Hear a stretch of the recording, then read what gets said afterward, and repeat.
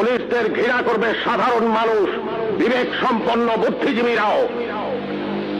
আপনারা সবাই ভুলে যাবেন AK-47 মতো মারাত্মক অস্ত্র পাওয়া গিয়েছিল আসামিদের কাছে। যদি জনগণের কাছে ধরা পড়ে ওই আসামিরা গণপিটুনিতে মারা যেত, আপনারাই বলতেন ভালো হয়েছে, পুলিশের কাছে গেলে ছাড়া পেয়ে যেত। একটা কথা মনে রাখবেন, পুলিশ কখনো আসামি ছাড়ে না। আসামি ছাড়ার অধিকার শুধুমাত্র বিচার বিভাগের। বলুন তো, AK-47 মতো রাইফেল কেন এদেশে আসবে, যা শুধু যুদ্ধক্ষেত্রে ব্যবহৃত হবে? কেন AK-47 বাংলাদেশে আসছে? কিসের আলামত?